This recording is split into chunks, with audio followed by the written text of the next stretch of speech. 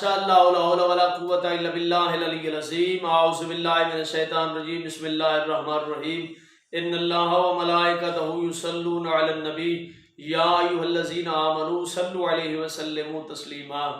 تو عزیزان، آج جو ہمارا موضوع گفتگو ہے وہ ہے یاجوج اور ماجوج۔ اکثر سوال کیا جاتا ہے کہ یہ یاجوج اور ماجوج کون ہیں، کہاں سے آئیں گے؟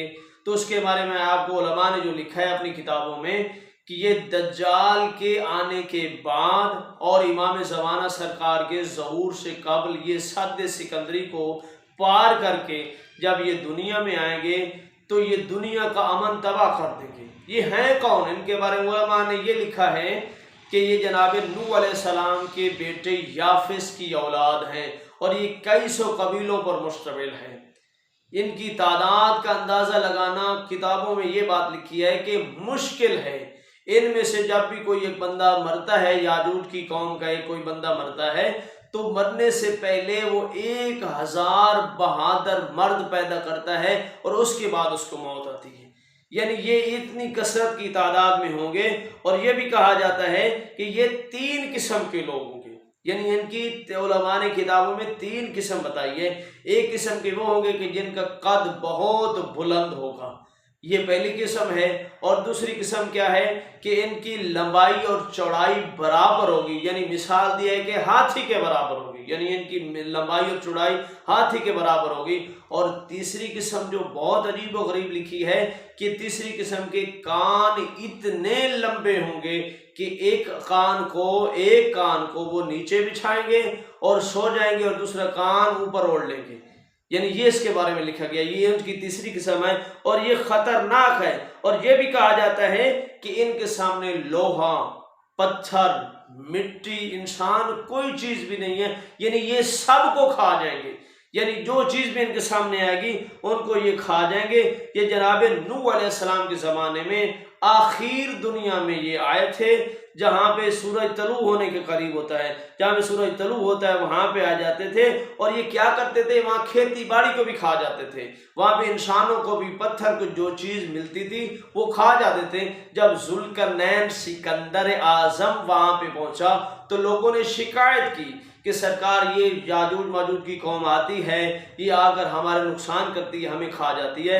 تو ذوالقرنین سکندر نے پوچھا کہاں سے آتے ہیں؟ انہوں نے بتایا یہ 2 پہاڑوں کے درمیان سے آتے ہیں۔ تو انہوں نے ان 2 پہاڑوں کے آگے جو ہے ایک دیوار بنا دی، لوہے کی اتنی دیوار بنائی جو 200 گز اونچی تھی اور 50 یا 60 گز چوڑی تھی۔ یعنی وہ دیوار جو 200 گز اونچی تھی اور 60 یا 50 گز چوڑی تھی، یہ بنا دی۔ جب یہ بنا دی، ان کی خوراک کیا ہے؟ ان کی خوراک سانپ ہے۔ پھر اللہ نے کیا کیا کہ آسمان سے بارش آتی ہے اور ان کی خوراک آتی ہے۔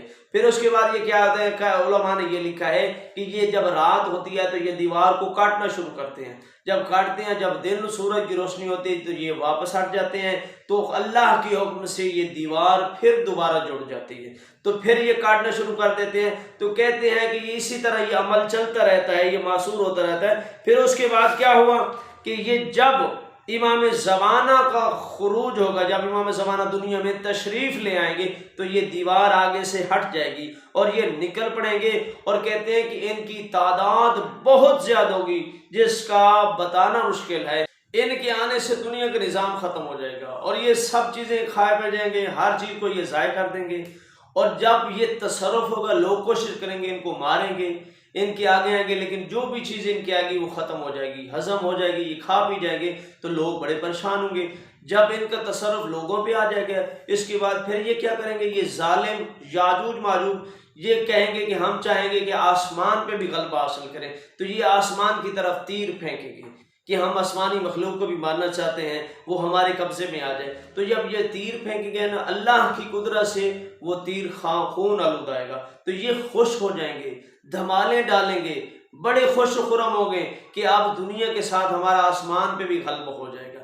تو جب یہ گمان کریں گے نا، اس وقت خالق کی کائنات امام زمانہ سرکار اور جناب عیسیٰ علیہ السلام کی دعا سے خالق کی کائنات ان کو ایک ایسی بیماری لجائے گا جس کو نغف کہتے ہیں، یعنی خون، ناک سے خون برآمد ہوگا، اور یہ طاعون کی طرح ایک بیماری ہے۔ جب یہ بیماری آئے گی تو ایک رات میں یہ سارے ختم ہو جائیں گے۔ یعنی مر جائیں گے تو یہ ڈھیر لگ جائے گا. آپ کیا کریں گے؟ اللہ تعالیٰ ایک ایسا پرندہ پیدا کرے گا جس کا نام عنقاء کتابوں میں لکھا ہے، یہ آ کر ان کے سارے جسموں کو کھا جائے گا. تو علماء نے یہ لکھا ہے کہ جو ان کے تیر ہوں گے یا ان کو جو ملبہ ہوگا اتنا زیادہ ہوگا کہ 7 سال تک لوگ جو ہے نا وہ آگ میں استعمال کریں گے. تو یہ یاجوج ماجوج کی کہانی ہے، اور دعائے خالق کی کائنات ہم سب کو یاجوج ماجوج کے شر سے محفوظ فرمائے، اور امام زمانہ سرکار علیہ الصلوۃ والتسلیم کے ظہور تک مالک سب کو زیارت فرمائے امام زمانہ کی. وآخر دعوانا الحمدللہ رب العالمین. اللہم صلی علی محمد و آل محمد وعجل فرج آل محمد.